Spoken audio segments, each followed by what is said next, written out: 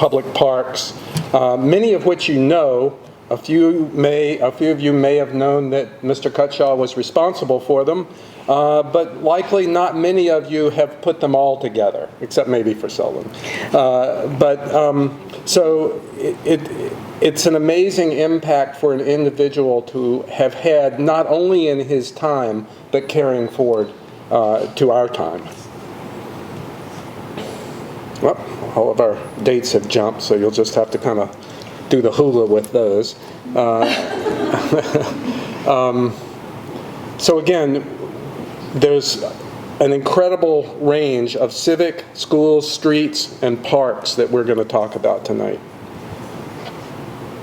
Here you see the whole range of parks. Who was this guy? And what's the deal with his missing leg? You can't see in these photographs that he was a one-legged civil engineer. He was born in Harper's Ferry in 1838, got his engineering degree at VMI, and taught briefly at Hampton Military Academy before joining the Confederate Army as an engineer under Stonewall Jackson's command. He was wounded, captured. They said he could no longer fight in the war. They would let him go out of prison, so he returned to VMI and was briefly the superintendent, the commandant of the cadets at VMI, before he returned to the battlefield and lost his leg just before the surrender at Appomattox, at Sailor's Creek. Bummer. Yeah. He then became an assistant professor of mathematics at VMI, and after he worked there for a while, he was recommended by none other than the president of Washington College, Robert E. Lee, for the job as city engineer in the city of Richmond.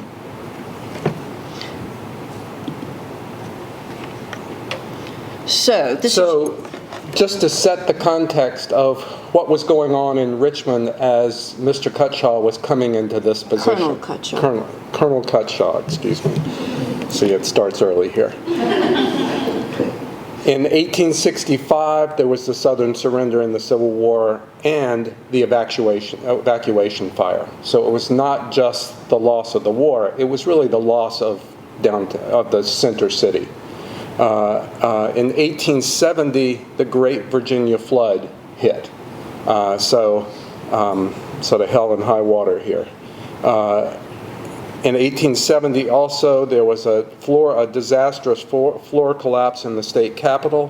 1870 also, Robert E. Lee died. 1873, there was a stock market panic. So that's the year he started. What a great time to start your job where you're going to be spending money for a city when there isn't any. He succeeded Charles Dimmock, another civil engineer who was briefly the city engineer. Dimmock's, the thing we remember Dimmock most for is the pyramid at Hollywood Cemetery, which he had erected in the years 1867 to 1869 to commemorate the deaths of the thousands, the tens of thousands of Confederate soldiers who were buried at Hollywood. At the time that he died, a young man in his 40s, he was still beginning plans for Monroe Park, a project that Cutshaw took over. When Cutshaw arrived in the city of Richmond, he not only found the devastation of Reconstruction, of the flood, of the financial panic of '73, he found a city that had an inadequate water supply. So one of his first projects was to build the Bird Park Reservoir, which was then called the New Reservoir. He built a new reservoir to supply reliable fresh water to the city. And then he conceived of the reservoir as something that could be surrounded by lakes and vistas, groves of trees, winding roadways. It wasn't just a utilitarian waterwork or reservoir.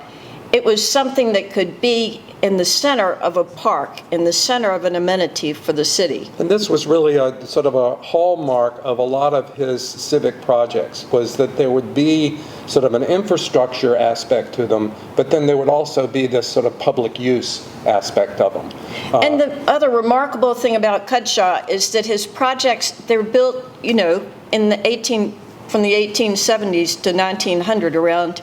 They are mostly still present in our lives, and a very delightful and meaningful presence in our lives. This reservoir still serves the city. It holds, 55 million gallons of water, and provides potable water to the city of Richmond and portions of Henrico and Hanover counties. And it's nice because Fountain Lake was, the earth from Fountain Lake was used to create the berm, the earthen berm around the reservoir. So, again, sort of that thinking of you do one thing, you get something else from it.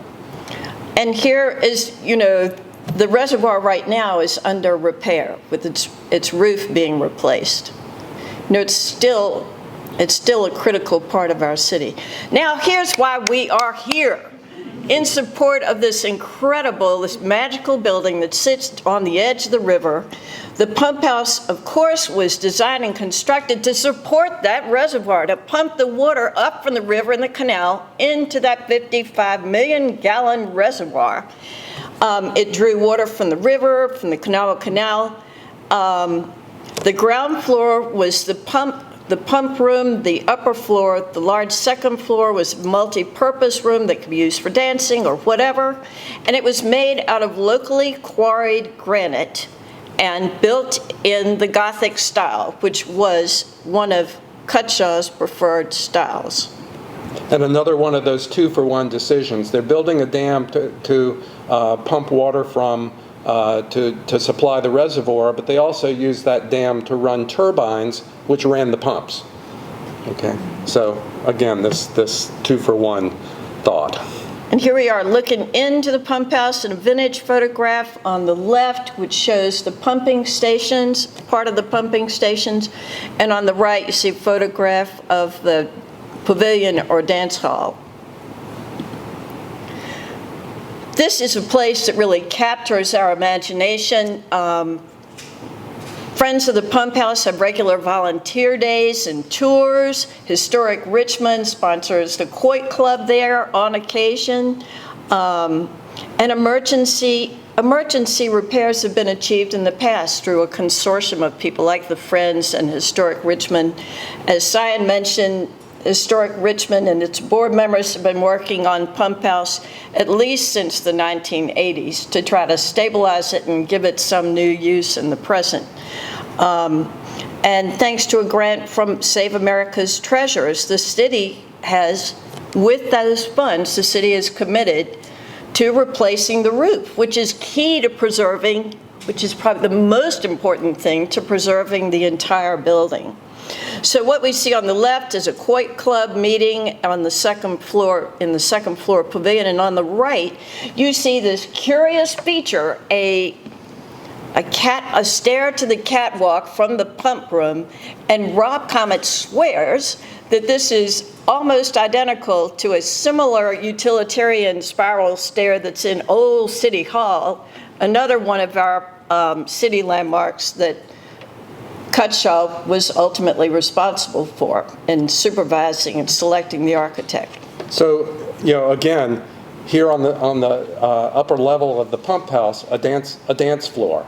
I mean, who puts a dance floor over their pump house? But again, this notion of combining infrastructure with city activities. So you could come to this dance hall or dance floor in a canal boat. You could come by carriage. Any number of ways, but you're sort of engaging with your city infrastructure, which is a kind of wonderful idea. I mean, think about how much of your infrastructure you engage with, and how wonderful it would be because you somehow find a little bit out about it each time you visit. And now, local architects at Quinn Evans donated pro bono design services to create handicap-accessible ramps that will take visitors not only to the first floor, but that second floor, dance floor and pavilion. And that's work that I think is now underway. So it's coming back to life. There's good news. With our help, we can keep it moving even further. So other civic structures that were under his tutelage or under his responsibility. This is station number 5, steamer company number 5 in Jackson Ward. Now an art gallery, but you can see it's still in good shape. It's been kept up, and I think part of the reason for that is the quality of the design. It would have been a loss to lose it, and therefore people are willing to continue to maintain it and occupy it. Steamer Company 5 happened to have been built on Richmond's first fire station. So Cutshaw saw that fire station was outdated, and he said, we need a new one, demolish this, I'm putting a new one on top, and another one of my favorite styles, the Italianate.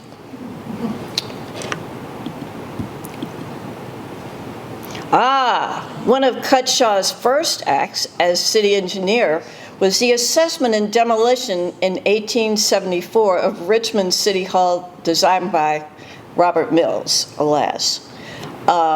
So Richmond's old city hall was outdated, just like that fire station. He said, got to take it down, it can't be repaired. And he hired one of the country's most notable government architects, Elijah Myers, who is from the Midwest. He hired Elijah Myers to build this massive, monumental city hall on Broad Street with a giant tower and all this Gothic ornament inside and out. A really majestic building, continues to be used. Historic Richmond has an easement on it that protects the architectural integrity, and it's being used by government and private offices. No? Just the state. Just the state. Oh, just the state. Oh my God, they kicked the private people out. Well, alas. So just the state, but that's all right, we'll take it. And recently, pretty recently, it was renovated by Quinn Evans, yielding this stunning renovation. And we have been assured by Rob's colleagues at Quinn Evans that the white walls are historically appropriate. Yet Shannon Ray assured us many times that this was through color testing, the historically accurate color scheme. But you can also imagine that while the polychrome coloring was sort of something of the day, you think about getting light from the roof down to the lower floors of that building, and it makes sense that it's white, because more light's going to be reflected down into those deeper spaces. And here's another one of Cutshaw's celebrated projects, the creation of the Lee Street Armory, which was the city's first armory for African American militia.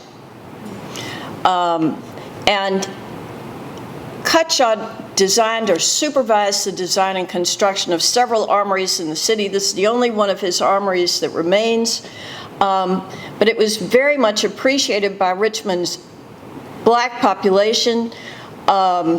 It was built only after tireless lobbying by the Richmond Planet editor, the famous John Mitchell Jr. And after it ceased to be an armory in 1895, it became a school for black children, and then it was vacant for years before being converted into the Black History Museum. And we encourage everybody to go and see this really beautiful museum that was rehabilitated by Baskerville in 2016. So here we are also looking at more of Cutshaw's accomplishments, but I want to point out here, you see where it says nursery. One of the things that Cutshaw was responsible for was the street tree program in Richmond, and said that having trees that were appropriate to the place, to the site, to the locale, creates a healthier living. And so to support that, he started this nursery, which is where the Vita Trail is now, behind the reservoir, to supply trees for the city's street tree program and other plantings, obviously. And he even put together a report of all the trees of the city called Trees of the City, in which he recorded different trees around the city and noted, he made notes about what A.J. Downing recommended for trees in different locations. But it was a report in which he recorded, I use these trees along this street, I use these trees in this park. But this is one of his earlier acquisitions of property. He acquired 300 acres to house the reservoir, to house Fountain Lake, to house the nursery, and what later on housed the Carillon and Dogwood Dell. And it was originally the new reservoir park. It became Bird Park, obviously. Schools. Oh, this is you. Yeah, so here, the Moore Street School, which is in the Carver neighborhood, again, in the Italianate, but another school built under his care and leadership. This school is now Jerome Legion, a local promoter, is trying to, and a Carver resident. And a Carver resident is seeking to convert the Moore Street School into a jazz school and performance venue. Here, the Stonewall Jackson School, originally known as the West End School before it wasn't in the West End anymore, and this sits at the corner of Lombardy and Main Street. And again, in the Italianate, but has a wonderful kind of complicated stair on the inside that remains. But again, this sort of notion of constantly thinking about infrastructure, constantly thinking about the welfare of the citizens of Richmond. And this is now all used neighborhoods for offices and restaurant. Yeah. Use. A lot of people have been to this restaurant whose name I've just forgotten. Maybe Baja Bean. Baja Bean, maybe still. Jardine. Oh, Jardine? Okay, Thank you. And Randolph School, now elderly housing and a community center in the heart of that neighborhood. And you can see, that sort of late Victorian Italianate style that he preferred for his school buildings. Streets, Arthur Ashe Boulevard. Once he built the reservoir and the pump house, he needed a way to get from the city out, from Grove Avenue and Broad Street out to the reservoir and out to that park. And so one of his many projects was the boulevard, which has now become the heart of our museum district, a really critical place in our lives as Richmonders.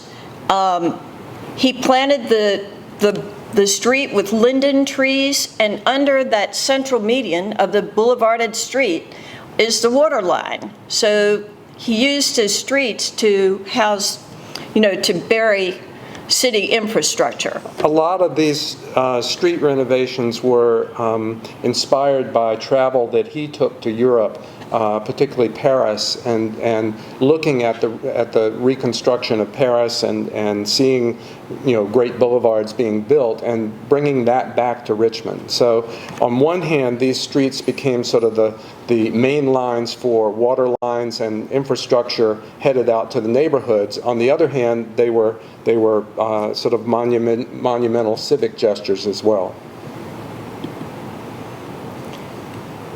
Here you see Jefferson Avenue, a little less monumental than Arthur Ashe Boulevard, but was a street that connected Shockoe Bottom with Union Hill. He saw these places that needed to be connected between different neighborhoods of the city. He connected those two neighborhoods with Jefferson Avenue, again used it as a location to bury infrastructure like water lines, and placed it at the foot of a park, Jefferson Park, and we'll talk about that in a little bit. Here's another image of Jefferson Avenue. This is still a street that is being improved by the neighborhood and by the city. It's now being greened, and phase 1 of the greening of Jefferson Avenue is now underway.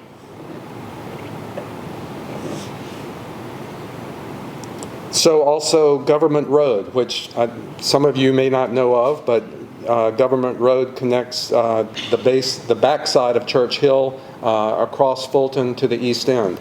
And again, another neighborhood connector street. In its construction, a placement for infrastructure, but ultimately becoming a street that connects neighborhoods. So let's move to parks, because Cutshaw loved nothing better than to build a park or recreation area for children. When he first came to Richmond, he arrived to find Dimmock's organic plan of Monroe Park in drawn form. The park had been used variously to muster soldiers during the Civil War. It had been used as an agricultural a state fairgrounds, in essence. And Cutshaw said, I don't want these curved lines, man. I want straight lines. I want them connecting very rationally to the corner streets, to the intersections that people are going to want to get to cross to get to their businesses or to get from work to home. So he drew what he conceived of as a more rational plan, placing a little service building in the center. And this was called Western Square. At the time, it was nearly at the western edge of the city of Richmond, which was located in Lombardy.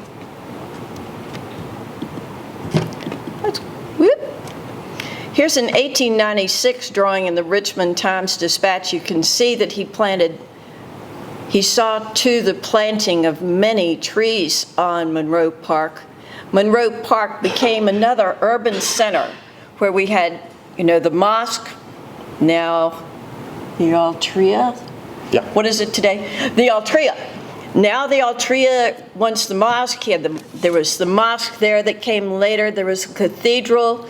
But these parks became aggregators of central points for the cities and institutions that have continued to serve the city. Here's a 1905 photo from the Library of Congress. He began to populate the park with statues. He was a person whose projects were long-term. I may assign a date, a year, but most of his projects took place over a long period of time, like the Boulevard project. He would get enough money to plant trees in one block of the boulevard, and then the next year maybe he would get money to plant more trees.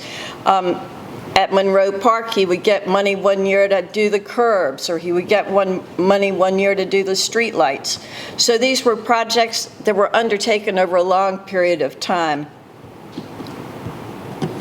and continue to live very much as part of our daily lives. Now Monroe Park is a major asset to Virginia Commonwealth University, and it was recently renovated from 2016 to 2018 in a project designed by 3 North.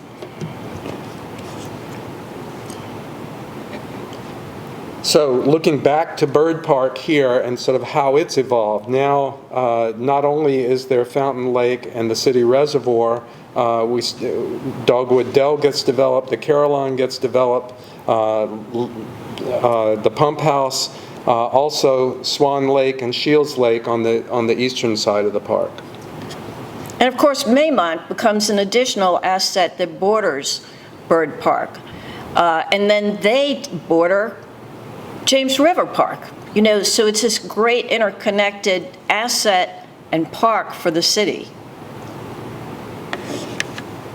So here, the Shields Lake, and as it was in the middle part of the 20th century, it was the city's swimming hole, and served that purpose for quite some time until tragically desegregation. Segregation. Desegregation. Okay. Yeah. when in the late 50s, early 60s, it closed suddenly for repairs and health purposes, and never reopened as a swimming hole. Yeah, go back. So here, as it is today, fairly recently restored, the retaining walls along the side, and I think this doesn't show any of the geese that I think were adopted in North Carolina. So another series of acquisitions by Mr. Cutshaw, and what you see here is walking you across the screen here from the right, Chimborazo Park, Libby Hill Park, Taylor Hill Park, Capitol Square, which was not one of his acquisitions, but Gamble's Hill Park, and then Riverside Park on the edge of Oregon Hill. So another one of the things he identified was the river was a resource. And on one hand, it was an industrial resource, and the river was somewhat of a sewer at the time. So it wasn't something where he wanted to have people interacting with the river. There were still typhoid outbreaks in the city at that point. But the views were quite something. And so he acquired these properties that had views of the cities, of the river, and built parks on those hills. So here you see Gamble's Hill Park, which is where the, I can't remember the name of the corporation. Pratt's Castle. Oh, yeah, Pratt's Castle, and it was Ethel, but now it's something else. I can't keep up with them. Here another of Gamble's Hill Park in the 1880s, and there you see the Christopher Newport Cross at one of its several locations. Here Libby Hill Park. This one very important because of the view from Libby Hill Park, which is said to be the view that named Richmond. And here you see Libby Hill Park wrapping around the east and southern end of Church Hill.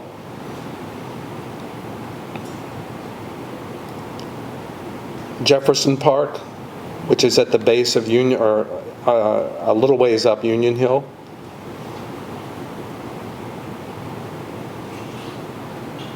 Its position relative to that neighborhood. Chimborazo Park, the farthest east. But remarkable, I think, in terms of sort of this already sensing the river is important in terms of organizing the city. He was responsible for the Soldiers and Sailors statue on Libby Hill Park. Obviously, that's come down in recent years, but again, punctuating these parks with monuments relevant to the time.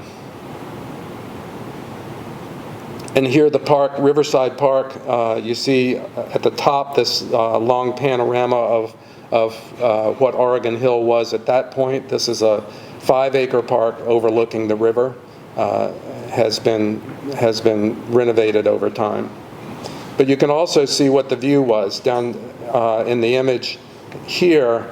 This is Browns Island, and this is what became the Albemarle Paper Company on Browns Island. So Browns Island was wall-to-wall masonry manufacturing buildings. I know that when Parks does anything down there now, they always run into foundations, not very far below the surface.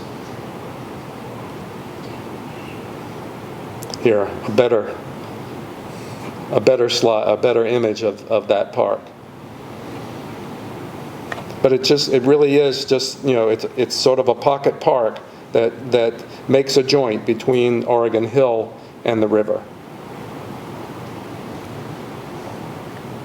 Here at Taylor Hill Park, at the base of Richmond Hill, at the base of Church Hill, base of the Richmond Hill Community Center, or Ecumenical Center. It's one of those parks that we don't notice very much because it is somewhat overgrown, but again, this notion of capturing the high ground.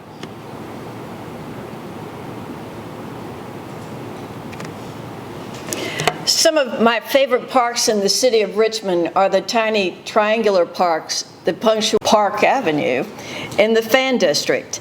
And this figure ground map attempts to show you some of those parks. At the east end of that series of parks, of course, is the terminus, Monroe Park, and then heading west, you have first Lombardy Park, Howitzer Park, then Lombardy Park, and then Meadow Park. Howitzer, Lombardy, Meadow. Thank you. Howitzer, formerly known as Q-Tip Park. We are now missing the Q-Tip. But anyway, these very delightful interruptions of the urban landscape with triangular parks, which are sometimes playgrounds, sometimes just a place to sit on a park bench and read, but wonderful parks that give character to the Fan District. And pretty remarkable in terms of sort of resolving these two different city grids, one generated by Broad Street, one generated by the river and the Oregon Hill neighborhood, where they come together. You say, well, there's going to be odd property left over. And instead of just building it in an odd way, he says, let's make parks of those difficult sites. And here's the easternmost of those small parks, Howitzer Park, which no longer has its howitzer. Then Lombardy Park, which is a playground. And finally, Meadow Park, which was renamed Cutshaw Place almost immediately after Cutshaw's death. So this is the obituary in the, is it the obituary? Okay. It was just commentary. Okay, commentary in the Richmond Planet, the African-American newspaper of which John Mitchell was the editor. And Mitchell's words were, Cutshaw's democracy is unquestioned, and yet he is just. Color forms no bar to courteous treatment at his hands. He is honored and respected by all classes, and even those who disagree with him accord him praise. So I think it is interesting that here's this, Confederate colonel who as he reinvented himself as the city engineer, was, sort of took on the task for the whole city, not just, a privileged few.